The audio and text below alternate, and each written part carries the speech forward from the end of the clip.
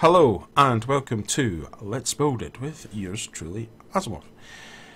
In this episode we are going to answer another question for Haribo, which is, if I cannot find a village, how else do I get a villager? Well, I've generated this villager project, and as you can see, a villager plus house to demonstrate what you would see if you found a village. Now, if you cannot find this and a villager, then what we'll need to do is we will need to use the strengths of the villager's arch enemy, the zombie, to help us create some villagers. Now, I say arch enemy of villagers. If you have seen any villager zombie interaction, you will see that the zombies make a beeline towards the villager because they want to convert the villager into either a zombie or a dead person, basically.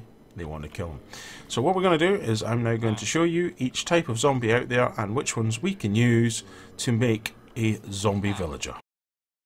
As you can see, we have 5 little buildings, 1, 2, 3, 4, 5, and in each one of these buildings is a zombie. What we're going to now do is we're going to walk down each one of these buildings and have a look at the zombies and show which ones we can use in the zombie project to make a villager. So let's head up to the first one. Whittle Zombie, aka Speedy. This is a little zombie. Hopefully turn around. Yep, there we are. Usual zombie features, but much smaller. It's about a block high. Therefore, it can get through 1 block openings, so be warned of that. Also, it doesn't burn in the sun, and as it's by its name, it is really quick on the ground, so it does chase quite hard and fast. Unfortunately for the village project, this type of zombie we cannot use, so we'll move on to the next. This is a zombie which I've called Brains, because I always want brains. Might turn around, it might not. This is your usual, thank you very much. This is your usual zombie. You find them the most common around. It's got the usual features, if I can get the glass to let me show you. It's got 2 black eyes here, and it's got a square face and flat nose. Unfortunately for this project we cannot use this zombie, so therefore we'll move on to the next. The next one is a Whittle Zombie Villager. There he is, look at that, how cute.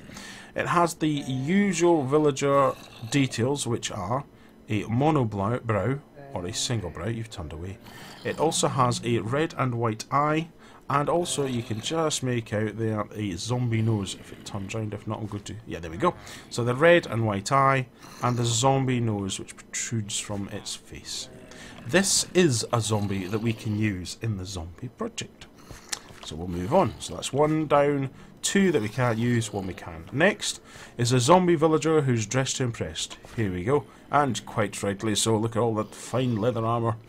And again, this is a zombie villager. As you can see, it has the same features as the villager. It has the monobrow, it has the red and white eyes, and it also has the villager nose. This is the type of zombie we can use in the zombie project, and this will be the zombie that we use, the zombie type, I should say, that we will be using in the project. So that leaves 1 more zombie to have a look at, but this one is the wrong type of zombie. It's a zombie pigman. Zombie pigman cannot be found in the overworld, which is what I'm standing in at the moment. It can only be found in the nether, and as such cannot be used for the villager project. So unfortunately we will not be using that zombie. So there we go, we've recapped all 5 zombies. So what we're going to do next is we're going to get on to how we actually take a zombie villager and turn them into a villager. And here we have the test subject of which we're going to use for this project. Now that we have our test subject, we will need to make 2 items to convert a zombie villager into a villager. So let's have a look at these right now. The first item that we'll need to make is a splash potion of weakness, followed by a golden apple. So let's make a start on the splash potion of weakness. To make the splash potion of weakness, what you will require is a brewing stand. Now, to make a brewing stand, you will need a blaze rod plus 3 cobblestone laid out as so to make the brewing stand. Now, to get a blaze rod, what we're going to do is I'm going to bring in a creature that you can only find in the nether.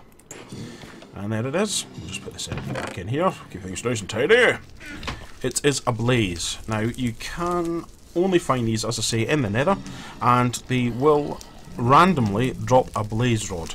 you will find them in the nether forts. Now, unfortunately, this gets a bit noisy, unfortunately you can't get water in the nether, it just evaporates, or as you can see it's quite a quick and easy way to kill a blaze. But as I say, they will randomly drop a blaze rod, you'll need to kill a few of them and get them from a blaze fort. So using it with the 3 cobble there and the blaze rod, we will make ourselves a brewing stand. Now, we'll place the brewing stand there, and that's what a brewing stand looks like. Let me just get that out of my inventory. And as you can see, it's pretty straightforward. So if we hit on the screen, you will see we have a brewing stand, we have a slot in here for items, and then we have what looks like 3 bottle slots. So what we're going to do then is we're going to make 3 bottles. Now to make 3 bottles, if you collect 3 glass, which I'm going to just do here, come up to a crafting table and place them in like so, you will get 3 glass bottles. Now the glass bottles going in empty will not work. What you need to do is you need to come up to a water source and tap away, and as you can see there, I've now got the 3 water bottles, and then you approach the brewing stand and place them in like so. All I did there was held down shift, but if you're on an Xbox or PlayStation, just drag them and put them in. So now you've got your brewing stand all sorted, and as you can see, the bottles now show up on the brewing stand. Now we're ready to go for the next stage. The next stage is to make a fermented spider eye. Now what you do is you go and get some sugar cane, and I'll just show you briefly here. If you get the sugar cane, I'm in creative, so let's stick it on there. If you stick your sugar cane in there, you will get a sugar piece. Go back in here. So collect a sugar, a mushroom and a spider eye, put them in that configuration, and you will get a fermented spider eye. In fact, I think if you do that, it will do the same thing. So as long as they're in the 4, they will give you a fermented spider eye. So when you return back to your brewing stand, collect the fermented spider eye, place it in the top, and you will see that the brewing stand is doing something because it's showing the rising in bubbles, and this arrow is floating down. So we'll give that a couple of minutes, or not a couple of minutes, a couple of seconds really, isn't it? You know, just by talking I've gone halfway through this arrow. And we'll get that fermented, and then what we should be getting is a weakness potion. Boom! There we go. So now we've got the potions of weakness, but as you'll see, they are not. They're still looking in the bottle form. They are not in this splash form, which looks like a kind of, they're basically to look like a hand grenade, I think. So what we need to do next is we need to take the potion of weakness and use a gunpowder to make a splash potion of weakness. So what we'll do is I'll just take the gunpowder from this chest, we'll come over to the brewing stand, you place the gunpowder in the top again, yet again you see the bubbles as it's beginning to brew it, and at the end result is that we will have a splash potion of weakness. So there we go, that's the first one down. Well, it will be once we get it brewed. We're nearly there, so let's just wait for that for a few seconds. And hey presto, splash potions of weakness. So I'm going to grab one of those at the moment. So there we go. Now the next one is the golden apple. Let's go up here. Now in this chest I've shown the diagrams for the golden apple. To get a golden apple, in the latest version of Minecraft, which is on the PC, you will need an apple, and you will need to surround it by golden ingots. That's got a lot more expensive than what it used to be. To make a golden apple, it used to be very cheap because you used to get 8 golden nuggets and surround an apple. Now to get a golden nugget, you can convert a golden ingot into golden nuggets, and you actually get 9 golden nuggets for an ingot. So you actually, it just shows how much more expensive it's got. So we're just going to grab the golden apple, as if you follow those, you will be able to make yourself one. And lo and behold, we are now ready to set about converting this villager, zombie villager I should say, into a villager. So, to convert the villager, we need to get up a bit close and personal. The name is the villager. And then using the splash potion, what we will now do is throw it on the zombie villager, like so. Now as you can see, there's circles going around the villager. I should say the zombie villager. Circles, circles, circles. And what we need to then do is hit it with the golden apple. And as you can see now, the circles have gone from grey to red. And now, it's simply just a waiting game.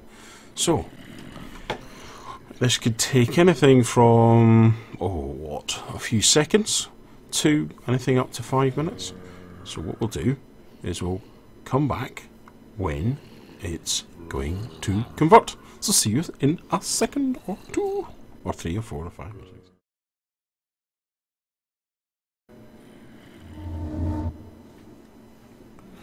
And there we go, we've got ourselves what looks like, and is, a villager blacksmith.